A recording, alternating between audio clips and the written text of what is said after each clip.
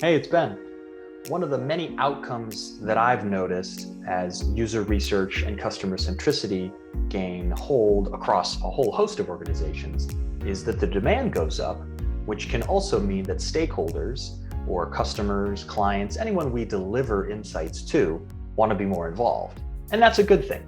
We can educate and socialize the sorts of things that we do to make the human centered in the products, experiences, and brands that we're part of. A lot of times, one of the most important bits is translating their business question into something that is more appropriate for research, whatever methods, approaches that you decide to employ. I had a chance to sit down with Kelly Coney, a strategy insights lead at Bounteous, to talk about this process. She's someone who has had a host of experiences working with different kinds of clients, different kinds of questions, across different levels of maturity and understanding about whatever user research is. So hopefully our conversation will help give you some tactics and strategies for taking those business questions and making them research ready. Check it out. Okay, Kelly, let's start with what makes a business question research ready. What are some of those characteristics or qualities that you look for? I would like to start by talking a little bit about what makes them not quite so research ready, and then work back to what makes them absolutely ready. Great. One of the things that I see a lot is that the question hasn't really been translated from the business point of view to a user point of view.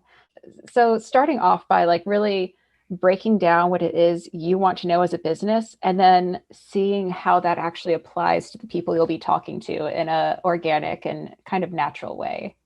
And the second thing that I think it contributes to not quite ready research questions is that it just isn't clear how the participant responses are going to relate to the business needs. And then finally, you just don't have a clear call to action from what you would see as the answers to this question. In my experience, I've had lots of stakeholders ask me, or rather frame their asks in we just want to see, and then a verb, our current customers, and then some sort of outcome. We want to see how they think about or what they believe in. Do you have any thoughts on that sort of verb outcome sentence that so often stakeholders like to use? I just want to see. Oh my gosh, absolutely. I think this is kind of a hallmark of an idea that's right on the cusp of being research ready. The next step for a researcher is kind of to take this "we just want" statement and connect it back to the why. The first input you have is this business need. You might talk about something like, how should resources be allocated towards supporting key features in 2022?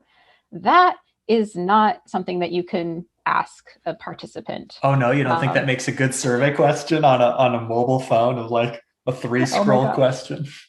If we're trying to get from how do we allocate resources to a research-ready question, I think that the first thing that I would personally do is ask about the context of the features that they do have. Why do you need to change allocations? What are the resources that we even have in play? From there, you might come up with something that's okay, well, which features are driving platform usage? Which features need improvement in the next year? Which ones aren't performing at the right level? After kind of combing through with a fine-tooth comb how to make this relevant to people who are actually using these features, you might come out with something like, how are users interacting with the platform's key features? What does that look like from their perspective? Can they show you? What are features that are improving their experience? What are the all-star aspects of their experience with this product? How are things getting in their way? Can they show you examples of a bug or an issue, or just a button that doesn't make sense? You alluded to this in part one, wherein you talked about, if you have the time to do so, interviewing your stakeholders, the folks who are making the asks of research.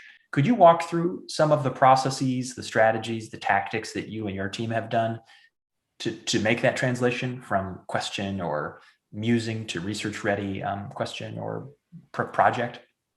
Absolutely. There are 4 kinds of questions that I like to think about when I'm having these conversations that I feel give me the information that I need.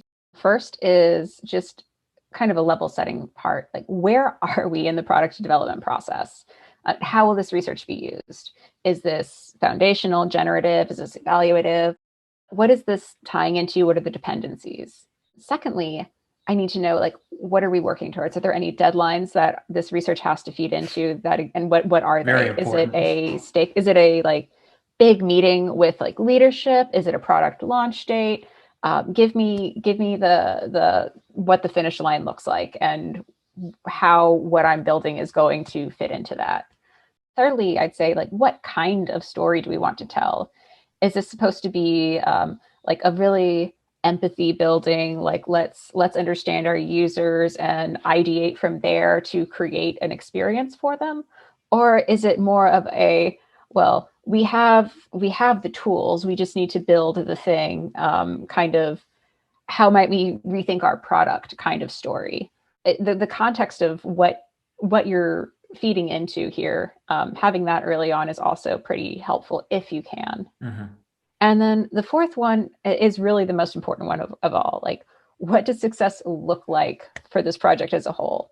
Tell me, and everybody tell me, because I can guarantee you that it will not be the same for every person that you talk to. Design might have a very different metric of success than product versus engineering versus like your VPs at a different level. So being able to get all of that information and then synthesize it into something that is going to work for the like myriad of stakeholders that you have is going to be the trickiest, but also most crucial part of this process. Let's, if we could, talk about this in action. Do you have an example that you could walk us through? Sure. So in my current work, I'm trying to understand how it is that my team can work effectively with a variety of other teams, all of whom have different goals, needs, etc. I could go to each of these team members and ask them right up front, like, what is the best way to efficiently collaborate with you and your teams? Or I could try to refine that question a little bit and maybe even break it out into a number of topics that are important to this. What I would first start with is applying like a 5 why kind of framework to why are we even asking this to begin with? At first, it's like, well, I need to be able to work with these people, but why do I need to work with them efficiently? Well, so that nothing falls through the cracks, so that everyone's ideas are accounted for at the table. Why is that important? Well, with all of these different needs that we have in play as a cross-functional team, how do we make sure that this is actually informing like business needs, product decisions, and improving our overall like user experience? Yeah. Following down that question, you eventually get to the point of like, I need to understand what the day-to-day tasks, needs, and behaviors are of the people that I'm working with so that we can develop a process that works well for all of us together. We're not overwhelming anybody with meetings that don't matter. We're not leaving anybody out in the cold so that they don't have a place at the table while these things are happening. Once you have this basic understanding of the full context, why is this question important and how does it apply to the people you'll actually be talking to and what you want to make out of it, you can also start looking through these like signals of success, I might call them. One, can you articulate the research question in a way that is like easily understandable to anybody you might be talking to?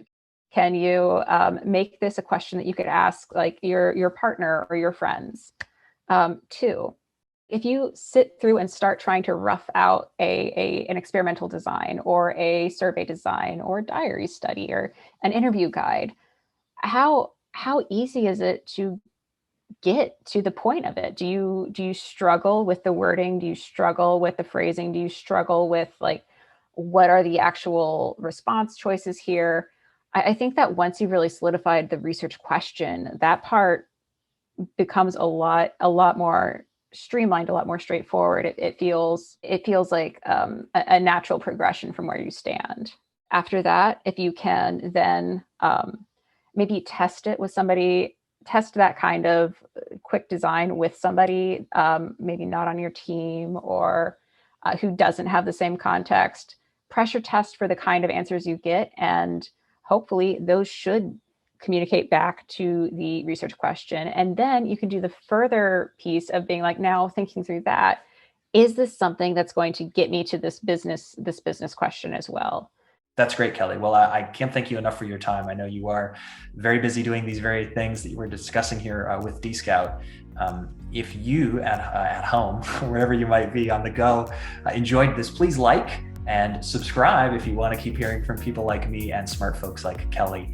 What are some of your research-ready translation strategies? In other words, how do you take stakeholder asks and make them ready for research? Drop your suggestions in the comments below. I'd love to put together a roundup piece of some of the great ideas that you all likely are sitting on that you've just used and accumulated over the years. Thank you so much for spending some of your time with me, Kelly. Thank you to those of you out there. I'm Ben from People Nerds, and we'll look forward to seeing you again. Bye.